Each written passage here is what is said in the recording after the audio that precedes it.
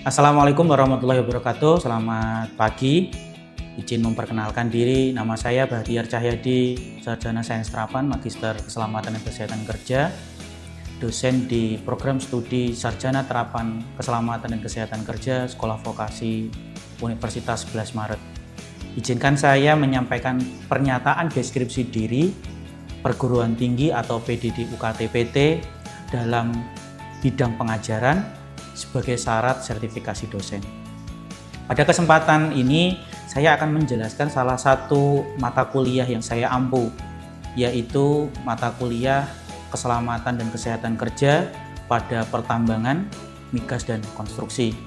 Mata kuliah ini berbobot 1 SKS, di mana terjadi 16 kali pertemuan. 16 pertemuan yang nanti saya akan bagi 2 pertemuan UTS dan UAS, 1 pertemuan kuis, 1 pertemuan tugas.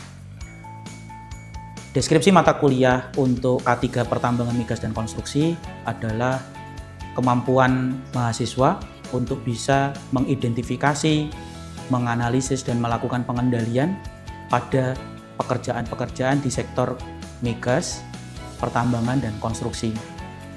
Salah satu capaian pembelajaran akhir atau kemampuan akhir mahasiswa pada mata kuliah ini adalah mahasiswa mampu memiliki keterampilan untuk mengidentifikasi dan melakukan penilaian risiko pada semua tahapan pekerjaan pada sektor pertambangan, migas, dan konstruksi, sehingga bisa membuat program kerja dan perencanaan kerja dalam rangka memenuhi kebutuhan industri. Baik, Assalamualaikum warahmatullahi wabarakatuh. Selamat pagi, salam sejahtera bagi kita semua. Sebelum memulai perkuliahan pada pagi hari ini, mari kita berdoa menurut ajaran dan keyakinan masing-masing. Berdoa mulai.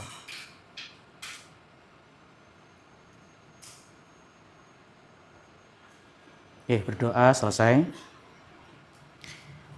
Pada pagi hari ini kita akan berdiskusi ya mengenai identifikasi bahaya penilaian risiko pada pekerjaan konstruksi gedung. Pada pertemuan ini nanti kita akan fokus pada bagaimana ada beberapa topik gambar gitu ya, atau model gambar yang ada di pekerjaan konstruksi. Kemudian nanti Anda bisa mengidentifikasi potensi bahayanya, sehingga nanti pada saat di tempat kerja, magang, dan seterusnya, Anda bisa mempunyai kemampuan untuk mengidentifikasi. Itu yang pertama. Sebelum nanti kita ke materi, alangkah baiknya saya sajikan data-data kecelakaan yang ada di sektor konstruksi. Saya mendapatkan data dari BPJS tahun 2020 bahwa jumlah kasus kecelakaan kerja di sektor konstruksi itu 4.244 pada tahun 2020. Kemudian korban yang meninggal 177 dan korban luka-luka 3.967. Artinya kalau kita lihat tinjau dari statistik, maka kecelakaan di sektor konstruksi itu menyumbang angka kecelakaan tinggi karena jumlahnya 4.244. Sehingga kalau kita lihat dari performa perusahaan ya, biasanya kalau di tempat kerja salah satu ukurnya kan biasa disebut leading dan lagging ya. Indikator ini ya.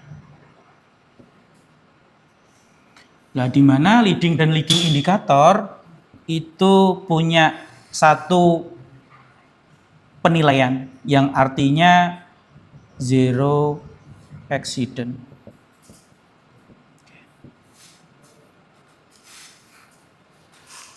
Sehingga kalau kita tinjau dari data yang ada bahwa perusahaan itu dituntut untuk zero accident, itu yang menjadi program. Maka penting sekali untuk mahasiswa yang belajar K3 mempunyai kemampuan ya atau kompetensi mengidentifikasi bahaya dan penilaian resiko. Terus kemudian ada data lagi. Penyebab sektor kecelakaan pada konstruksi ini diambil dari referensi ILO, di mana yang paling tinggi penyumbang terjadinya kecelakaan adalah jatuh. Jatuh di sini ini bisa jatuh dari ketinggian, jatuh dari tempat kerja, misalkan perancah gitu ya.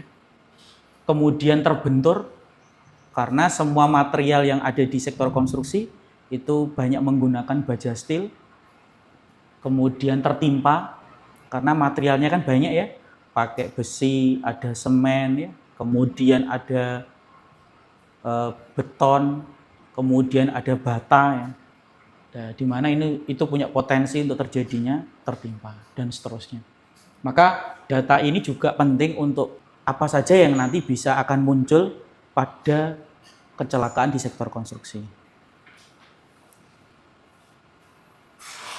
Kita lanjut di pekerjaan tanah ya. Ini saya langsung masuk di sub pokok bahasan. Salah satu pekerjaan yang berisiko tinggi, ada yang disebut pekerjaan tanah. Khususnya kita akan fokus pada pekerjaan galian.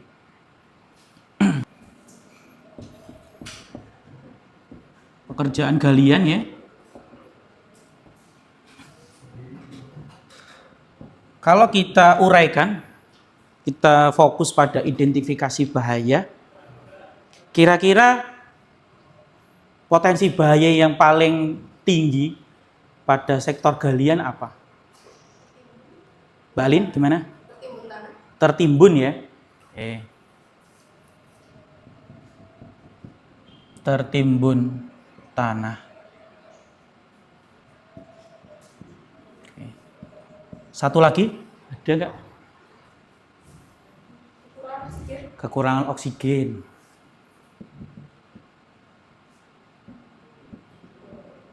Oke, ini dulu ya. Jadi kalau untuk pekerjaan konstruksi, pekerjaan galian ini pekerjaan yang berisiko tinggi. Artinya Anda sebagai besok menjadi safety officer atau petugas K3 itu harus mampu mengelola pekerjaan. Salah satu potensi pekerjaan di galian itu adalah tertimbun tanah, ada kekurangan oksigen, ada juga potensi jatuh. Jadi kalau orang bekerja di tepian, itu juga kategorinya pekerjaan di ketinggian. Maka untuk pekerjaan galian yang wajib harus ada di dalam penerapan K3, satu, harus membuat identifikasi bahaya, penilaian risiko. Yang kedua yang harus ada adalah work permit. Yang ketiga adalah safety briefing. Paling tiga ini yang menjadi concern. Dan nanti kita akan coba untuk belajar bagaimana Anda bisa mengidentifikasi. Ya, ini dulu ya. Oke, kita lanjut ke pekerjaan yang kedua. Ini ada pekerjaan pancang namanya. Pekerjaan pancang itu adalah pekerjaan memasukkan beton ke dalam tanah dengan alat bantu. Kalau di sini ya, ini kita ada kren. Kemudian untuk pekerjaan pancang ini ada dua metode. Pekerjaan pancang, satu dia menggunakan metode hammer, dua hidrolik. Mekanismenya bagaimana? Kedua ini, hammer ini dipakai untuk pekerjaan pancang yang di area sekitar itu masih lapang atau tidak ada bangunan di sekitar proyek. Karena kalau Anda identifikasi menggunakan hammer, ini potensi bahayanya getaran mekanis. Jadi getaran mekanis potensi yang paling tinggi. Sehingga rumah-rumah di sekitar lokasi proyek, jika menggunakan pancang dengan metode hammer, ya pasti akan timbul kerusakan. Maka untuk area yang lapang, cocok pakai hammer. Karena dia tidak mengganggu lingkungan sekitar. Terus bagaimana Pak kalau di area yang dekat dengan pemukiman, lebih ideal pakai sistem hidrolik. Area pemukiman. Karena dia punya khasnya adalah getarannya rendah. Oke, ada yang mau ditanyakan? Izin bertanya Bapak. Ya, silakan Mbak. Izin bertanya untuk potensi bahaya yang termasuk kritikal pada pekerjaan pondasi pancang itu yang bagian hidrolik itu kira-kira apa ya Pak? Oke. Untuk pekerjaan pancang yang paling kritikal tentu di proses pengangkatan beton. Karena proses pengangkatan beton ini kita harus belajar lifting plan. Jadi kalau di ilmu K3 itu ada yang namanya SWL atau Safe Work Load. Jadi batas aman beban yang diangkat. Maka untuk teman-teman K3 harus memperhatikan adalah satu, kapasitas crane. Crane-nya ini berapa kapasitasnya? Yang kedua adalah sling. Biasanya sling yang dipakai ini harus diuji atau diinspeksi. Yang ketiga, operator harus mempunyai CEO. Yang keempat, harus ada yang disebut rigger atau untuk mengikat betonnya. Jadi hal-hal ini yang menjadi syarat mutlak sebelum pekerjaan dilakukan. Jadi menghitung beban, kira-kira betonnya ini berapa ton gitu ya, sampai nanti proses diangkatnya. Lah rigger ini fungsinya untuk alat komunikasi juga. Artinya ada aba-aba dari rigger ke operator. Kemudian ditambah alat komunikasi biasanya menggunakan HT. Sehingga ada komunikasi yang sejalan antara operator dengan rigger. Karena kan agak jauh ya. Jadi kalau tidak menggunakan HT ya akan kesusahan. Yang kedua, rigger di sini ini kan fungsinya untuk menentukan titik pancangnya. Karena titik pancang itu sudah diset oleh teman-teman dari surveyor. Jadi orang yang tugasnya menentukan titik-titik pancangnya di mana. Jadi harus pas. Ya. Maka 4 hal ini yang biasa diakomodir pada saat pekerjaan pengangkatan beton untuk tiang pancang. Itu jawaban dari saya. Terima kasih. Kita lanjut ya ke materi berikutnya. Materi berikutnya yaitu pekerjaan struktur. Jadi kalau yang kita bahas tadi, ini pekerjaannya masih di bawah atau menggunakan ada pondasi tanah ya. Ini pekerjaan struktur itu pekerjaan sudah naik ke atas. Jadi yang paling banyak resikonya ya jatuh. Jadi hampir semua pekerjaan konstruksi gedung, resiko yang paling tinggi jatuh. Itu ya. Ini contohnya ya. Ini ada gambar pekerjaan di sektor konstruksi. Misalkan di kiri atas itu kan ada lubang ya. Jadi hati-hati untuk nanti kalau Anda magang ataupun kerja di sektor konstruksi, untuk gedung itu pasti akan punya banyak lubang.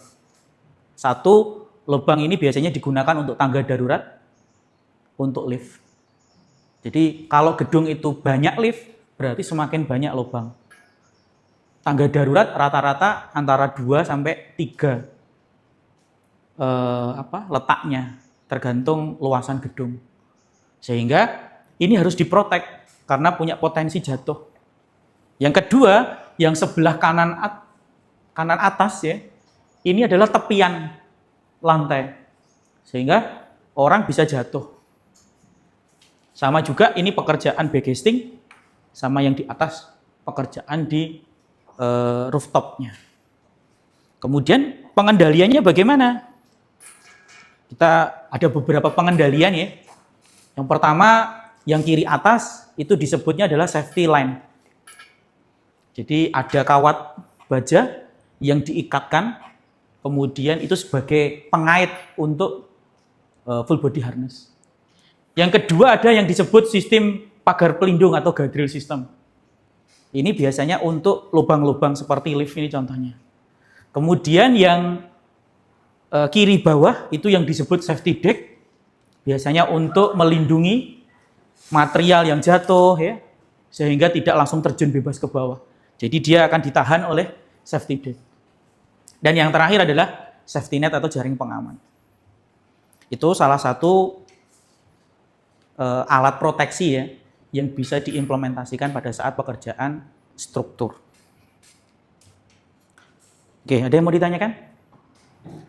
Izin bertanya Pak, Ya. tadi kan sudah dijelaskan terkait pengendalian resiko secara engineering control.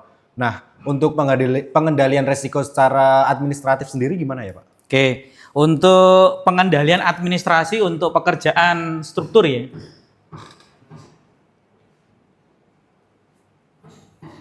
Satu, untuk administratif,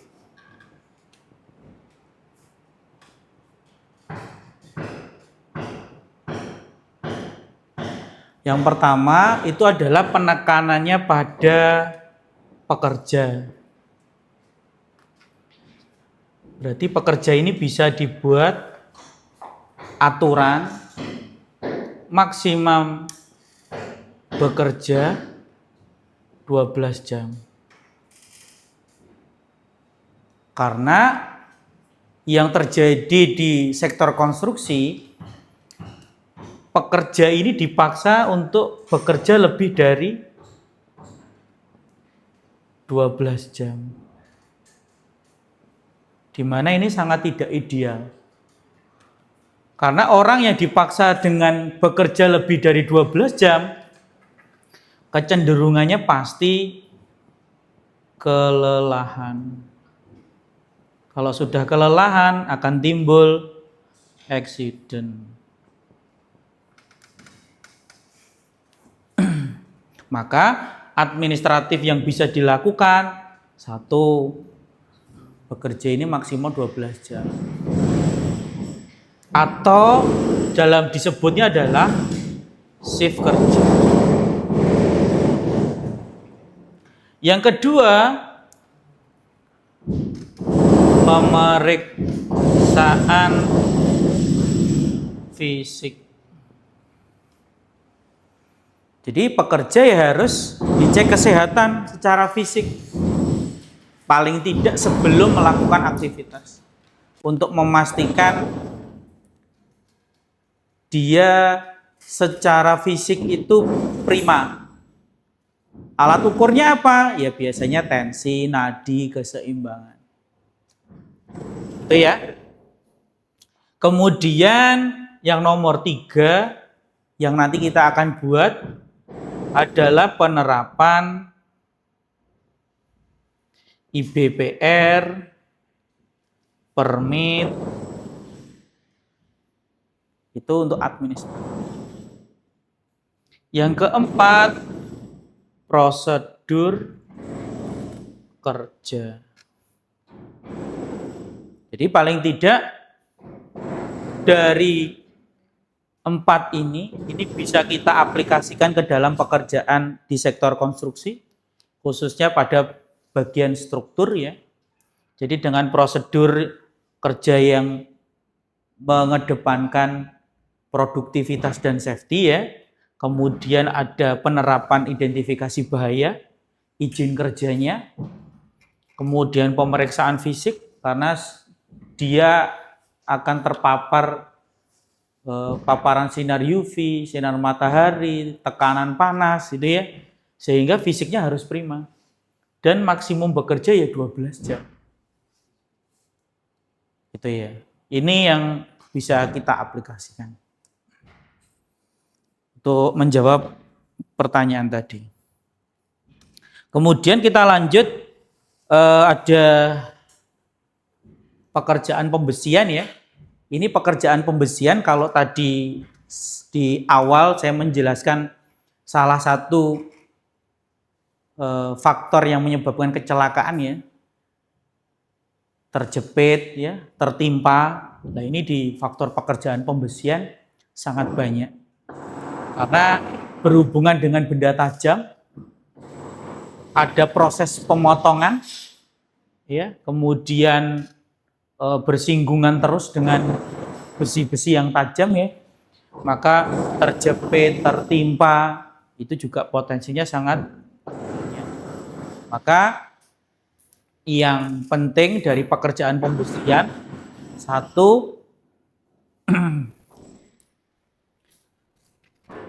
hapus yang di sini. Yang pertama, untuk pekerjaan pembesian ya, harus menggunakan APD seperti sarung tangan, baju panjang, kemudian safety shoes, karena potensi terjepit, tertimpa sangat besar. Terus kemudian karena banyak menggunakan manual handling ya, berarti harus ada standar maksimum beban. Kalau tidak salah, kalau di Nayes itu lebih dari 25 kilo itu harus diangkat 2 orang. Sehingga resiko-resiko cedera, kejatuhan itu bisa dikendalikan. Ini saya memilih pekerjaan-pekerjaan yang memang beresiko tinggi terhadap sektor konstruksi. Oke, ini satu materi terakhir ya, sebelum nanti kita masuk di tugas analisis resiko. Instruksinya silakan Anda membuat kelompok, masing-masing 5 mahasiswa. Pada gambar ini Anda identifikasi, kemudian nanti kita diskusikan bersama. Oke, baik, kita lanjutkan untuk tugas analisis resiko yang sudah dikerjakan. Silakan kelompok 1 ya, bisa diidentifikasi untuk gambar ini. Izin menjawab, Pak. Kalau dari kelompok 1, dari aktivitas yang pertama ada aktivitas pengelasan. Itu ada beberapa potensi bahaya, Pak. Di antaranya yang pertama itu percikan api mengenai bahan mudah terbakar. Karena di situ dilihatkan pengelasannya dilakukan di samping bahan mudah terbakar. Nah, itu bisa berdampak kepada kebakaran, Pak. Terus potensi bahaya yang kedua, percikan apinya juga bisa mengenai mata dari pekerjanya, Pak. Nah, itu berdampak ke iritasi mata. Baik, terima kasih untuk kelompok 1. Ada yang mau menambahkan? Iya, dari kelompok 2 silakan. Izin menambahkan, Pak. Pada gambar tersebut kan ada kegiatan pekerjaan penggalian, yang mana pada pekerjaan penggalian itu terdapat potensi bahaya. Yang pertama itu ada terperangkap, yang mana itu dapat berdampak seperti luka dan juga sesak nafas. Selanjutnya potensi bahaya yang kedua itu ada tanah yang runtuh, itu juga dapat menyebabkan luka pada pekerja. Baik, terima kasih untuk kelompok 2 yang memberikan tambahan. Jadi kalau diuraikan tadi ya, yang pertama ada pekerja yang melakukan pengelasan di dekat bahan kimia ya yang dimasukkan di dalam tong. Kemudian bahan kimia tersebut ada simbol api gitu ya, sehingga ada potensi bahaya untuk terjadinya kebakaran. Kalau kita tinjau dari identifikasi bahaya penilaian resiko, apa langkah pengendalian yang bisa kita lakukan? Yang pertama tentu kita eliminasi dulu. Eliminasi bagaimana? Ya kita harus pindahkan. Kalau alat ini atau material ini susah untuk dipindahkan, cara yang kedua kita menggunakan yang disebut fire blanket atau selimut api. Jadi fire blanketnya ditutupkan di material yang mudah terbakar tadi, sehingga bisa aman. Atau yang terakhir adalah menggeser pekerjaan pengelasan di tempat yang lebih aman. Tentunya pekerja ini juga kurang proper gitu ya. Tidak ada APD standarnya ya, tidak ada apron, tidak ada baju lengan panjang, sehingga potensi untuk terjadinya terkena percikan api yang bisa mengenai mata atau bagian tubuh sering terjadi. Itu yang pertama. Yang kedua, berkaitan dengan galian ya. Tadi sebelumnya kita sudah diskusi mengenai galian, langkah pengendalian yang efektif bagaimana? Kalau di dalam penerapan untuk galian, tentu ada yang disebut dinding penahan tanah. Jadi pinggiran dari tanah yang digali itu diberikan casing atau dinding sehingga mengurangi resiko longsor. Kalau gambar di yang lain ada pekerjaan manual handling yang di bawahnya ada material, harus ada SOP mengenai tidak diperbolehkan pada saat material itu dipindahkan berada di bawah. Terus kemudian ada orang yang pekerja yang melempar material, di mana material di bawah ini juga berserakan ada paku. Artinya ini juga perlu dikondisikan agar pekerja itu memusatkan atau menempatkan material dengan tempat yang lebih baik.